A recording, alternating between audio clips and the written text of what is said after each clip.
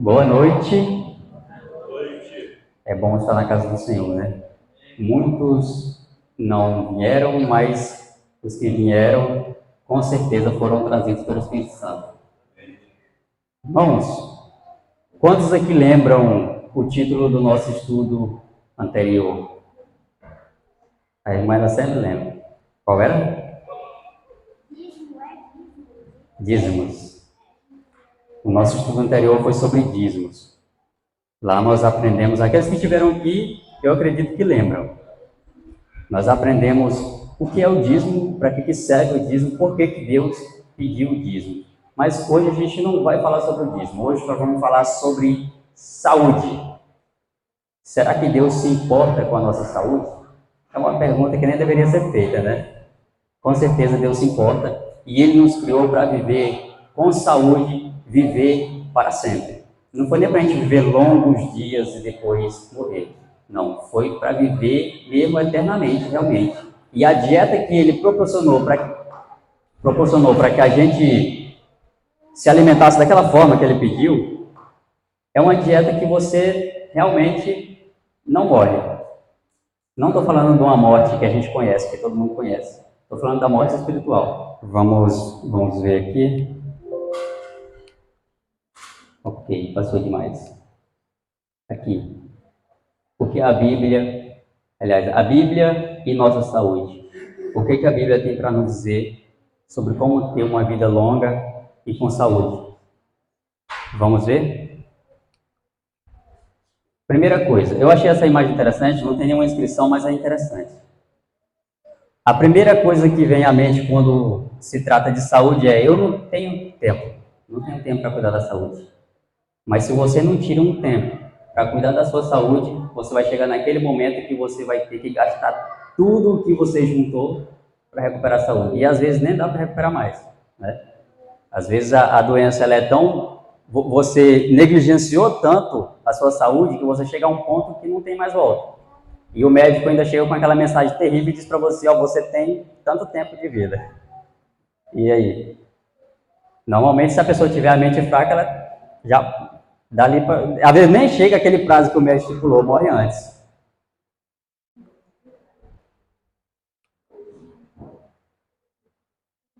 Qual é um dos desejos de Deus para com seus filhos?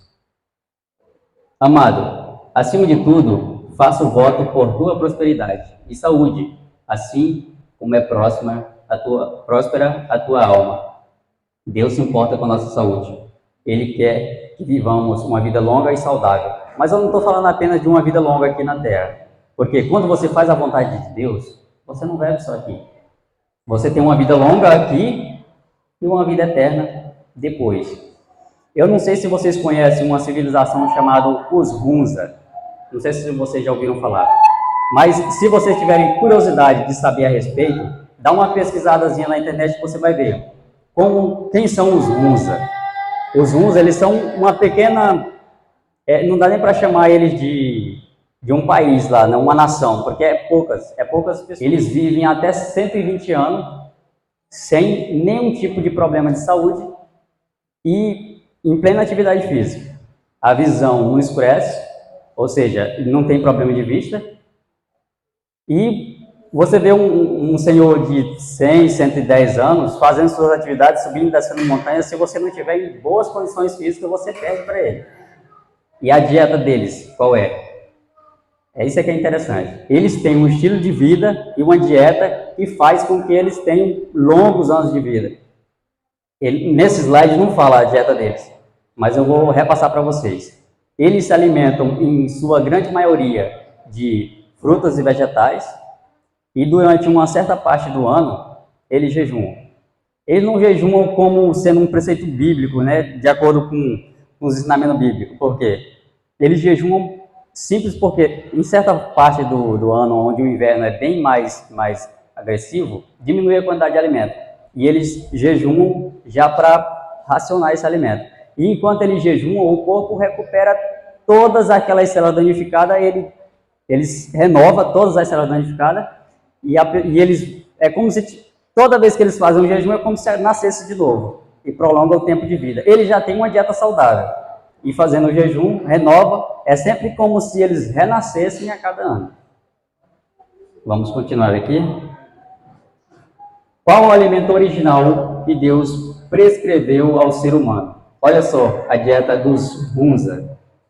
E disse Deus ainda: eis que vos tenho dado todas as ervas que dão semente e se acham na superfície de toda a terra, e todas as árvores em que há fruto que dê sementes, isso vos será para o mantimento. Esse foi o alimento que Deus deixou para o ser humano comer pela eternidade. Até porque não era o plano de Deus que o ser humano transgredisse e morresse, né? Depois da transgressão de Adão, é claro que houve muitas mudanças na natureza, inclusive os animais, eles modificaram a forma natural deles de se alimentar, porque esses animais carnívoros que a gente conhece, agressivos, essas bestas selvagens, não eram para existir.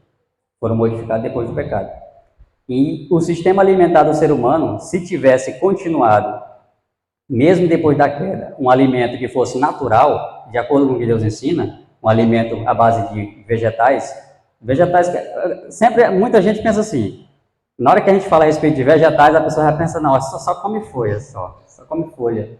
É fraquinho esse indivíduo. Não é assim que funciona. A natureza, ela tem uma imensidão de alimentos vegetais para a gente se alimentar.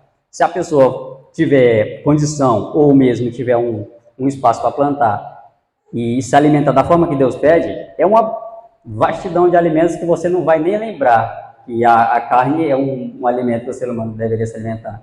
Até porque Deus não deixou a carne para o ser humano se alimentar. Você fala, mas Deus, lá no dilúvio, ele disse que era para comer o alimento. Claro, ele disse porque não tinha nenhuma erva verde na terra. Ou comia a carne, ou ia ficar, ou um jejum muito prolongado, talvez não sobreviveriam, ou comia a carne. Mas o ser humano deveria parar ali. Comeu a carne, parou. E mesmo assim, o ser humano continuou comendo a carne, e Deus ainda suporta, ele tolera a gente transgredir na regra de alimentação e se reclamando diante dele porque está com problema de saúde. Sob o ponto de vista de saúde, quantas classes de animais existem? Mesmo a gente transgredindo a vontade de Deus, porque ele diz, bom é que não comessem carne. Vocês estão comendo carne, mas o bom seria que vocês não comessem. Por que Deus falou, bom seria que vocês não comessem carne?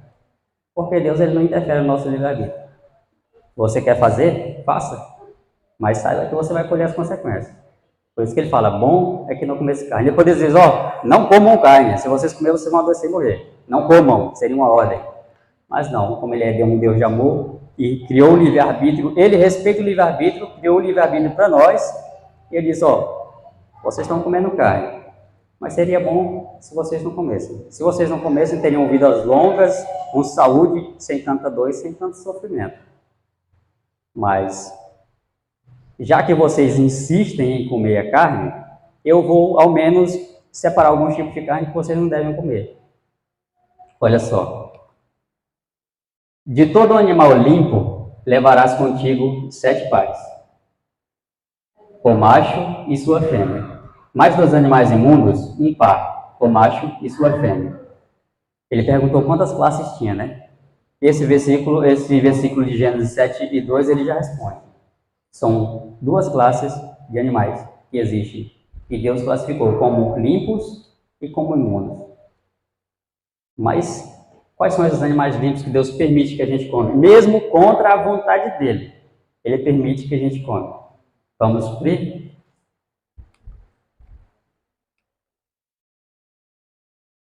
As características dos animais limpos, primeiro. Todo animal que tem unhas fendidas, essas unhas fendidas, para quem é do campo conhece, né? Já sabe que é aquele cascozinho que é dividido em 2. Igual ao do porco. Mas vamos ver, vamos continuar. E o casco se divide em 2. E rumina entre os animais. Para quem não sabe o que é ruminar é aquele animal que mastiga o alimento, engole. O estômago dele tem um sistema que faz o alimento voltar e ele remastiga esse alimento novamente. Ou seja, ele mastiga e remastiga, engole e remastiga de novo. Isso é ruminar. Isso comereis, porém, este não comereis, dos que somente ruminam ou que têm as unhas fendidas. O camelo, a lebre, o arganaz, porque ruminam, mas não têm unhas fendidas. Imundos vos serão. Ele falou o que tem unha fendida e rumina ao mesmo tempo. Ou seja, se o animal tem o casco dividido em dois, mas ele não remastiga o alimento dele, ele está fora. Se ele só remastiga o alimento, mas ele não tem o casco dividido em dois, ele está fora também, é imundo. É necessário que tenha o casco dividido em dois e rumina ao mesmo tempo. Esses é permitido que o ser humano coma. É permitido entre aspas, né? Porque Deus diz bom mesmo é que não comesse. Eu vou ficar batendo nessa tecla aqui para incomodar vocês. Bom mesmo que não comesse. Foi Deus que falou, eu vou ficar só repetindo. Até porque o ser humano aprende as coisas por repetição. Quando a gente quer aprender um número novo do celular, a gente não fica com ele na mente. Repete tanto que às vezes até esquece o que eu queria fazer. Até decorar aquele número. Próximo. Nem o porco. Olha, a gente estava falando do casco dividido em dois, o porco tem. Casco dividido em dois. Mas o porco está fora. Nem o porco, porque tem unhas fendidas, mas não rumina. Imundo vos será. Deste não comereis a carne e não tocareis no seu cadáver. Isto comereis de tudo o que há nas águas, tudo o que tem barbatana e escama. Tá, vamos parar bem aqui um pouquinho no porco. Deus disse que a gente não pode comer o porco. Mas o que foi mais que ele disse que a gente não pode fazer? Não pode nem tocar no porco, depois que ele está morto. Eu creio que vivo dá no mesmo. Não coma e não toque, porque é imundo. Mas e se eu tocar? Bom, se você tocar, você está errado, porque Deus disse para não tocar. Você vai morrer por isso? Não, mas você está errado. Mas tudo o que não tiver barbatana nem escama, aqui já se tratando de animais das águas, né? A gente estava na terra. Animais da terra, animais que andam sobre a terra, tem que ter o casco dividido em dois e tem que ruminar ao mesmo tempo. Esse é permitido comer. E embaixo das águas, todos aqueles que têm barbatanas e escama. Quem sabe o que é barbatanas? Barbatanas, alguém sabe? Nadadeiras. Até porque na água tem animais, seres na água que ele não tem barbatana, né? A gente sabe que, por exemplo, a tartaruga não tem. O jacaré também não tem, não. Então, é necessário que tenha nadadeiras e escama ao mesmo tempo. Mas tem uns animais na água que eles não têm escamas, mas têm nadadeiras. Vocês já viram esses animais, esses peixes? Eu já vi muito. E muitas pessoas dizem que os da carne mais suculenta é aqueles que não têm escama e tem umas listrinhas assim, né? Se chamam de surubim. Né? Vocês conhecem esse peixe? Surubim. Diz que a carne é suculenta. Eu não lembro do gosto, porque eu não lembro nem quando foi que eu comi pela última vez. Mas quem já comeu diz que é excelente. Mas ele não tem escama. Então, tá fora. Tá proibido por Deus. Passando de peixes para aves. Toda ave limpa comereis. Essas, porém, estas, porém, não as que não comereis, são as que não comereis. A águia, o quebrantoso, a águia marinha, o açor, o faleão, que eu também não faço nem ideia de qual seja, o miano, segundo a sua espécie, e todo o corvo, segundo a sua espécie. Vamos ver se continua aqui na próxima. A avestruz, a coruja, a gaivota e o gavião, segundo a sua espécie. O mocho, aí, é o nome complicado, ibis, a gralha, o pelicano, o abutre, o corvo marinho, a cegonha e a garça, segundo a sua espécie. E a polpa, e o morcego. Também todo inseto que voa vos será imundo, não comerá. Deuteronômio 14, 6 a 19. Ou seja, das aves, para a gente resumir aquele nome complicado, a gente não precisa lembrar daquele não. Tem uma forma da gente dar uma resumidazinha para ficar melhor de compreender. Aves, você precisa selecionar o quê? Começa pelo bico e pelo pé. Se ela tem um pé igual o pé de galinha, e o bico sem dobrar, o bico reto e o pé de galinha, está liberado. pode comer. Mas, mesmo que ela tenha o pezinho de galinha, mas o bico foi enrolado, está fora. É necessário, assim como o animal que anda sobre a terra, que tem o casco dividido em dois, o rumina ao mesmo tempo, as aves, é necessário que ela tenha o pezinho de galinha e o bico reto. Se não for assim, se faltar uma dessas duas características, está fora. Também não pode comer. E insetos a gente pode nem falar.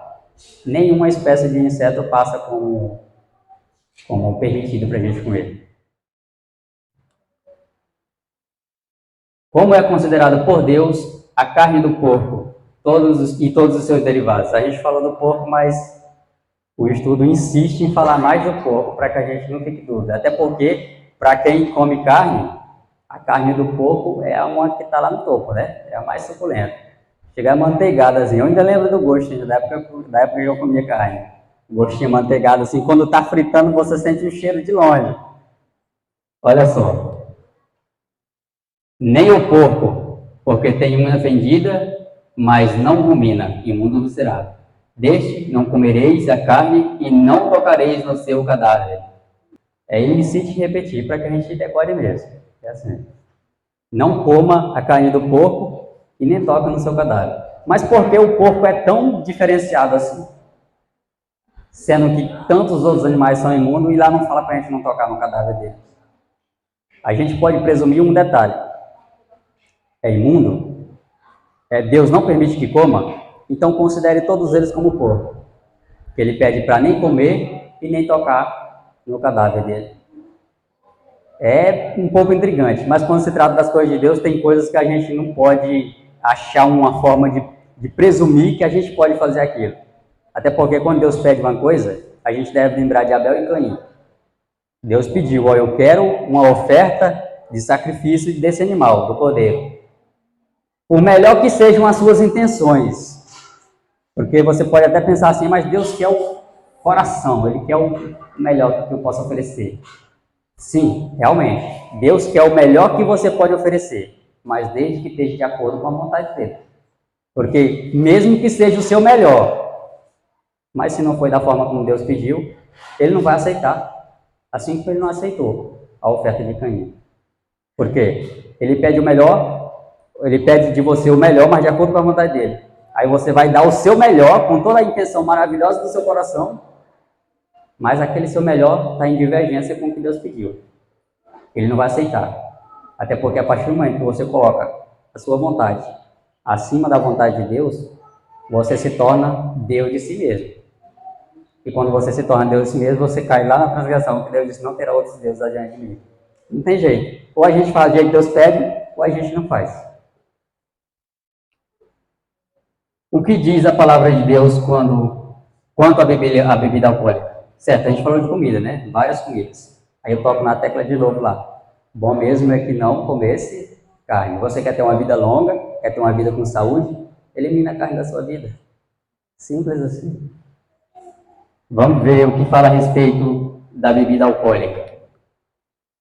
Não olhe para o vinho quando se mostra vermelho, quando resplandece no copo e se escoa suavemente, pois ao cabo morderá como a cobra e picará como o basilisco. Eu creio que quem já bebeu conhece os efeitos do álcool, né? Eu acredito que aproximadamente uns 17 a 20 anos atrás eu tive experiência com bebida alcoólica. E eu sei dizer para vocês a sensação que dá. Muitas pessoas conhecem a sensação. Eu vou falar para as pessoas que não conhecem. Quando você ingere o álcool, a primeira sensação, quando você bebe a bebida alcoólica, a primeira coisa que ela tira de você é a noção do perigo. Ela tira. Você acha que você é superior a todo mundo. Ninguém manda em você. Tirou a noção do perigo. Se você está em um local que oferece risco para a sua vida, com algum tipo de fera selvagem, você vai agir como se você fosse superior a todos ali.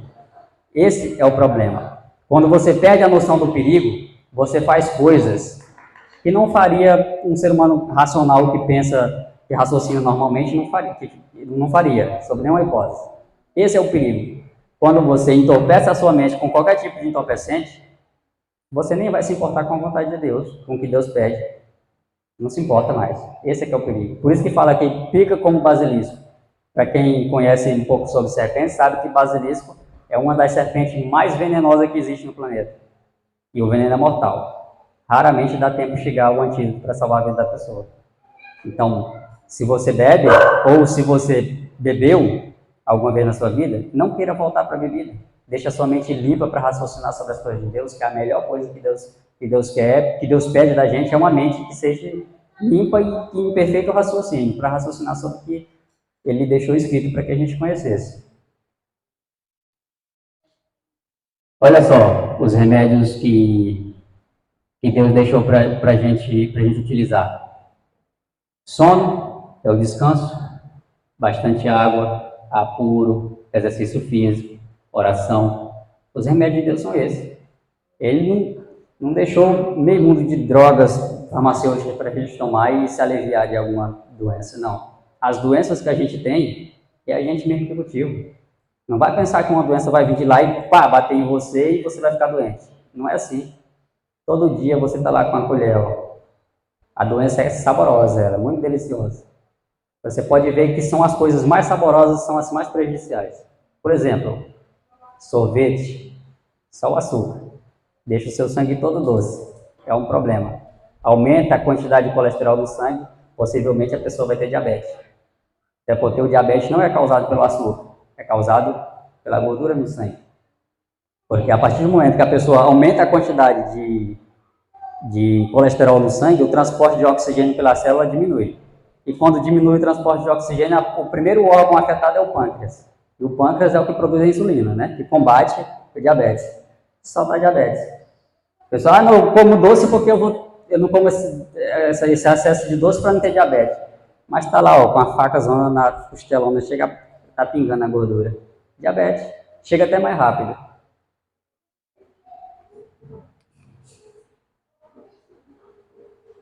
O que é o corpo do verdadeiro Filho de Deus? Olha só. Não sabeis que sois santuário de Deus e que o Espírito de Deus habita em vós? Se alguém destruir o santuário de Deus, Deus o destruirá. Porque o santuário de Deus, que sois vós, é sagrado. Em outras versões fala é santo. Você viu só? O seu corpo é santuário do Espírito Santo de Deus. Nem você pertence a você mesmo, você pertence a Deus. Por mais que você não saiba ou não queira, ou às vezes não tenha muito interesse pelo assunto, o seu corpo pertence a Deus e é santuário do Espírito Santo. Aí eu pergunto para você, se o seu corpo é a casa de Deus, como você gostaria que fosse a casa de Deus? Já parou para pensar? Pense por você. Você gostaria de morar em uma casa que estivesse caindo aos pedaços? Uma casa que oferecesse o risco de cair na sua cabeça? Eu acredito que ninguém em sã consciência ia querer morar em uma casa assim.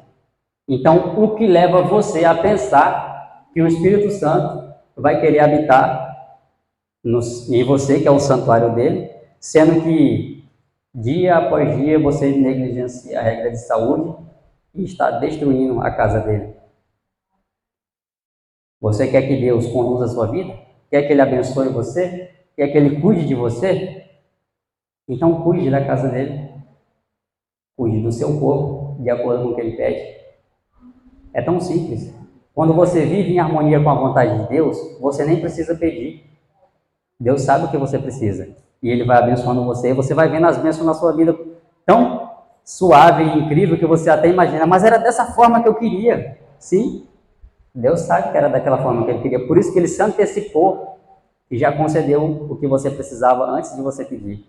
Por quê? Se a sua vontade, se o que você deseja fazer é agradar a Deus e fazer a vontade dEle, não precisa se preocupar com o resto, não. Pode deixar que Ele já está na frente, preparando o caminho. É sempre assim. E quando você busca na Bíblia todas as histórias das pessoas que viveram em harmonia com a vontade de Deus, você vê as bênçãos derramadas na vida dessa pessoa. Um convite de Deus. Esse é o convite que Deus convida. Você até porque Deus não manda e Ele não obriga ninguém. Ele convida cada um de nós a viver de acordo com o que Ele pede. E Ele convida você hoje a entregar o seu templo, que é o seu corpo, para o Espírito Santo. E cuidar desse templo. Cuidar do templo para que ele possa habitar em você e conduzir a sua vida. Agora é com você, minha decisão. É isso que fala do estudo anterior. Temos dúvidas a respeito do que a gente estudou? Se tiver dúvidas, vamos questionar agora e debater o assunto e aprender juntos. Alguma dúvida? Quem tiver dúvida pode falar.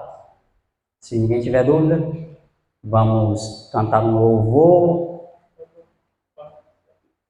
para a gente poder encerrar.